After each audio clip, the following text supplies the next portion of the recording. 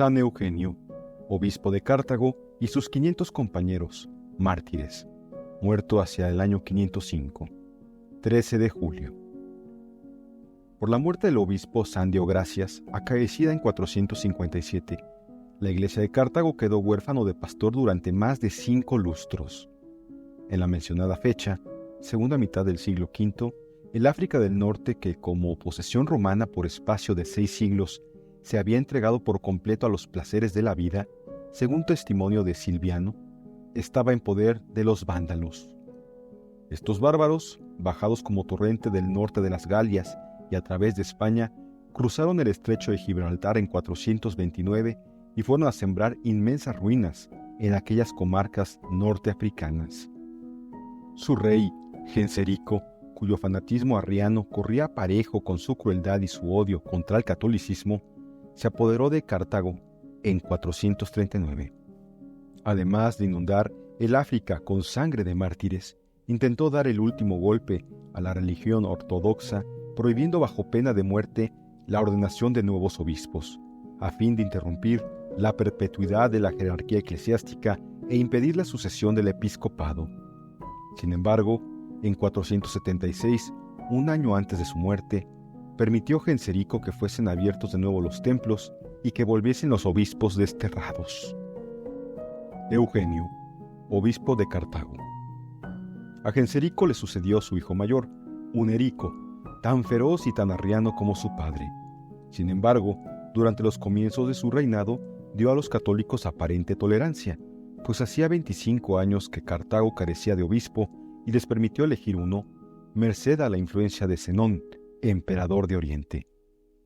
Pero el rey vándalo lo hizo con tales condiciones que su permiso estuvo a punto de no surtir efecto alguno. El edicto en que autorizaba la elección y que fue leído públicamente por el real notario decía así: En nombre de nuestro soberano os hago saber que a ruegos del emperador Zenón y de la muy noble Placidia os concede que ordenéis al obispo que os plazca, a condición de que los obispos de nuestra religión, residentes en Constantinopla y en las provincias de Oriente, tengan la libertad de predicar en sus iglesias y en la lengua que quieran y de ejercer la religión cristiana conforme a sus creencias, como vosotros tenéis la libertad aquí y en vuestras iglesias de África de celebrar, predicar y ejercer vuestra religión. Si el emperador niega esta libertad en Oriente a los nuestros, nuestro monarca desterrará a Mauritania no solo al obispo de Cartago, que va a elegirse, sino a todo el clero de África, sin excepción. Como se echa de ver, este edicto es un verdadero trueque cargado de amenazas, pues el documento establece que los católicos gozarán, entre los herejes arrianos de África, de los mismos derechos que los arrianos en el imperio. Y si los arrianos de Oriente no gozan de libertad, los católicos de África serán entregados a los mauritanos, condición que dejaba puerta abierta a lamentables equívocos. Ante condiciones tales, parecía preferible que la iglesia de Cartago se quedase sin obispo. Esta conclusión, empero, no era del agrado de la cristiandad de Cartago, privada de pastor desde tanto tiempo. Así es que se sintió satisfecha en 481 al ser elegido el presbítero Eugenio, a quien recibió con indescriptible entusiasmo y hasta con expresiones de ruidosa alegría. Tribulaciones de la iglesia de Cartago.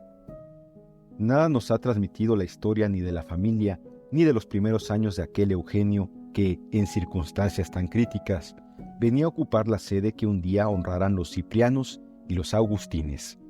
Lo cierto es que, desde el primer momento, se mostró como un pastor incomparable, a quien animaba la más ardiente caridad. No es posible referir el triste estado a que habían reducido a la iglesia de Cartago las desde entonces proverbiales devastaciones de los vándalos. No obstante, el buen obispo hallaba medios de repartir cuantiosas limosnas a los pobres, como si el Señor se complaciera en multiplicar los recursos en las manos de su siervo. Su nombradía le atrajo pronto la envidia de los obispos arrianos, los cuales representaron al rey cuán perjudiciales resultaban a su iglesia las predicaciones de Eugenio. Llegaron a aconsejarle que mandase al obispo católico que no dejara entrar en su templo a cuantos no se presentasen con el traje vándalo. El santo prelado, al enterarse de aquella extraña exigencia, contestó que la casa de Dios estaba abierta para todos y que no podía dejar de admitir a los fieles que quisieran entrar en ella. Esta noble respuesta fue la señal de nueva persecución. Hunerico apostó a la puerta de las iglesias verdugos que se abalanzaban sobre cuantos acudían vestidos a la romana. Les sacaban los ojos, los golpeaban con pesadas masas de hierro u otros instrumentos, y luego los paseaban por las calles y plazas para que sirviesen de escarmiento a los seguidores de Cristo. La persecución, concentrada primero en el interior de Cartago, no tardó en extenderse. Quiso Hunerico obligar a todos los oficiales de su palacio a firmar una profesión de fe arriana. Acto seguido, los católicos que desempeñaban cargos en la corte y que preferían la muerte a la apostasía fueron desterrados a los llanos de Utica, y allí, casi desnudos, expuestos a los ardientes rayos del sol y sometidos como esclavos a las rudas labores del campo. A uno de ellos, que no podía valerse de una mano desde hacía varios años, le señalaron a aquellos bárbaros un trabajo más penoso que el de los demás. El confesor de la fe, lleno de confianza, púsose en oración y el Señor devolvió a su mano paralizada el movimiento y la vida. Esta primera persecución se dirigía sobre todo contra los simples fieles, pues Hunerico no se había atrevido aún a perseguir a los obispos, por temor de que el emperador Zenón se portase en Constantinopla de igual manera con el clero arriano. Por lo cual Eugenio, a pesar de las incesantes vejaciones del astuto vándalo, cuyo palacio se elevaba al lado de la residencia episcopal, gozaba aún de relativa independencia, que aprovechaba para visitar, consolar y animar a sus ovejas y prepararlas a nuevos combates. Por otra parte, Hunerico, príncipe egoísta y cruel, se ensañaba contra los miembros de su misma familia y desterraba o daba muerte a sus próximos parientes, a fin de dejar a sus hijos un trono sólidamente afianzado. Y cuando creyó que ya nadie se lo estorbaría, decidió establecer en África el arrianismo como religión oficial. Iniciaba con ello una nueva era de persecución que había de dar innumerables santos al cielo. Destierro a Mauritania. Resuelto entonces a dirigir directamente sus ataques contra los obispos, que como fuente del sacerdocio eran el obstáculo principal para sus planes, recurrió primero a infames procedimientos. Hizo reunir a las vírgenes consagradas a Dios e intentó obligarlas a deponer contra el honor de los prelados y clérigos católicos. Para dar idea de los espantosos tormentos que se hizo padecer a las heroínas cristianas, bástenos decir que les ataban enormes pesos a los pies, las suspendían en el aire y con planchas de hierro candentes les cubrían el cuerpo de horribles quemaduras. A pesar de todo, ni una palabra calumniosa salió de los labios de aquellas santas doncellas. El feroz vándalo ya no disimuló más sus criminales anhelos. Hasta entonces no había hecho más que proferir amenazas contra el clero, pero ya en adelante dejaría las iglesias desiertas a fuerza de horribles matanzas. Con fecha de 19 de mayo del año séptimo del reinado de Hunerico, publicóse un decreto de destierro contra los obispos, sacerdotes, diáconos y católicos de distinción que permanecían fieles. En virtud del mismo, fueron reunidos en número de 4.976 en Sica Veneria, hoy Lequef, y en Lares, hoy Lorba, para ser deportados a Mauritania y allí sometidos a la más dura esclavitud. El pueblo enternecido seguía a los sacerdotes con cirios en las manos, y las madres con sus hijos en brazos se ponían a los pies de los santos confesores y les decían: ¿Cómo nos abandonáis para correr al martirio? ¿Quién bautizará a nuestros hijos? ¿Quién nos administrará la penitencia y nos librará del peso de los pecados con el beneficio de la reconciliación? ¿Quién nos enterrará después de muertos? ¿Y quién ofrecerá por nosotros el divino sacrificio? ¿Qué? ¿No nos será permitido marcharnos con vosotros? El obispo Víctor de Vite, que también fuera desterrado y perseguido, nos ha dejado el relato de los padecimientos de aquellos generosos cristianos. Es un largo martirologio escrito con espíritu de fe y caridad por la pluma de un mártir. No hallo palabras, dice el testigo de la persecución, para describir el espectáculo verdaderamente trágico de que fuimos objeto cuando nos entregaron en poder de los mauritanos. No nos dejaban rezar en alta voz, y si alguno, por cansancio o enfermedad, se le hacía imposible la marcha, los bárbaros le clavaban sus venablos o le apedreaban. Por fin, al llegar a cierta población de Mauritania, nos encerraron en una cárcel que más parecía sepultura. Allí nos echaron sin miramiento alguno, unos encima de otros como montones de langostas, o más bien como grano purísimo dispuesto para ser molido. Con esto se juntaban un calor sofocante y el pestilente olor ocasionado por tantos cuerpos enfermos y por la aglomeración de las inmundicias que convertían nuestro calabozo en fosa de podredumbre y de cieno. Hubiérase dicho que los bárbaros hacían befa de todos los sentimientos humanitarios. Aquella desgraciada cristiandad de África, diezmada con tantas muertes, se veía imposibilitada de reanudar el vínculo sacerdotal con nuevas ordenaciones, de suerte que el luto y la devastación se extendían por doquiera, y las zarzas y abrojos crecían a discreción en las iglesias, convertidas en pajares y establos por los mismos perseguidores. La Asamblea de Cartago. El piloto de la nave de la desolada iglesia de Cartago había podido permanecer en la ciudad. No es que se hubiesen amansado la furia del rey vándalo, porque el 19 de mayo de 483, fiesta de la Ascensión, mientras los católicos reunidos en el templo celebraban la solemnidad del día, un grupo de bárbaros penetró en el sagrado recinto para presentar a Eugenio un nuevo decreto real que proponía, en forma de ultimátum, una discusión entre católicos y arrianos para el 1 de febrero de 484.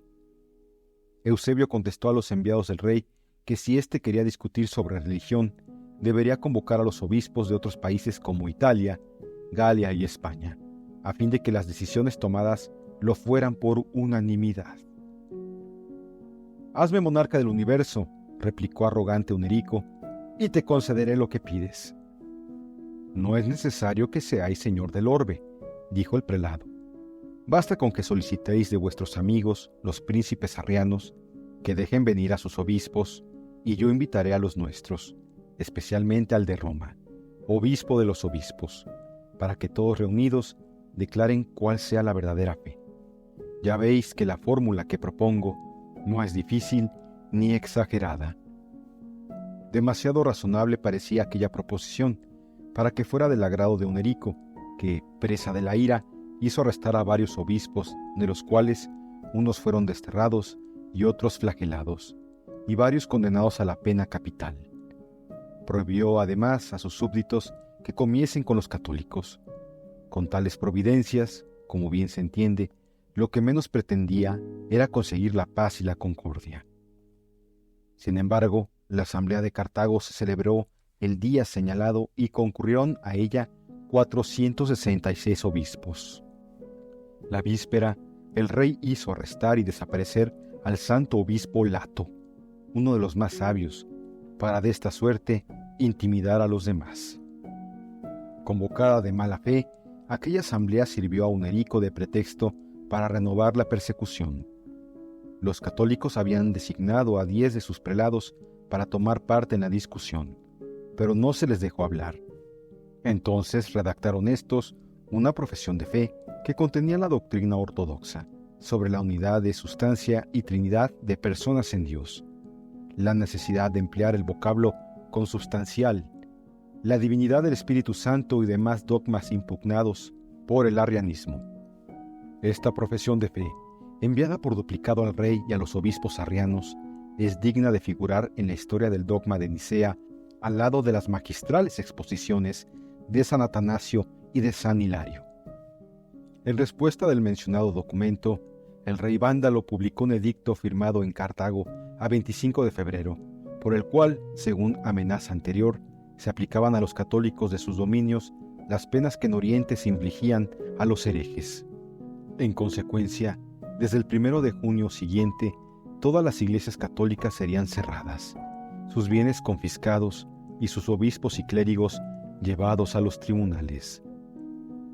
Todos los que habían acudido a la asamblea de Cartago fueron embarcados y transportados a Córcega, donde se les empleó en cortar árboles para la construcción de navíos. Los fieles permanecieron constantes en la fe, padecieron crueles suplicios y ciudades enteras quedaron despobladas por haber sido sus habitantes llevados al destierro. En Tipasa, mientras los católicos reunidos en una casa particular celebraban los santos misterios, una horda de bárbaros penetró en el recinto y cortó de raíz la lengua a todos los asistentes, que, por milagro, conservaron el habla. Y si alguno duda del prodigio, escribe Víctor de Vite, ruégole que se encamine a Constantinopla. Allí verá a un subdiácono por nombre Reparto, que fue uno de esos confesores de la fe, que habla con maravillosa elocuencia y es hombre a quien la corte toda del emperador Zenón trata con veneración suma como irrecusable testimonio del poder de Dios. Destierro de San Eugenio. Con todo, aún Hunerico no había destrozado lo bastante la grey de Cartago como para que se atreviese a perseguir libremente a su pastor. Se encargó de hacerlo de su cuenta el impío Cirilo, jefe de los arrianos, el cual, viéndose cada día más objeto de execración pública, intentó recobrar el crédito popular perdido.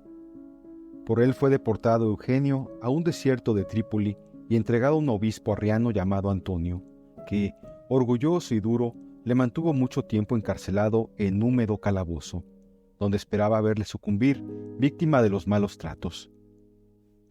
Es de notar que los obispos arrianos se presentaban personalmente como perseguidores y verdugos, y recorrían los pueblos a la cabeza de pelotones de soldados armados, multiplicando increíblemente las víctimas de su crueldad e insensato furor. Sin embargo, el peso de la mano de Dios pareció dejarse sentir sobre los verdugos de sus siervos.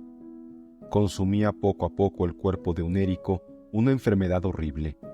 Tratábase, según Víctor de Vite, de una úlcera que se extendía por sus extremidades inferiores y en la que podía verse cómo los gusanos le iban devorando vivo.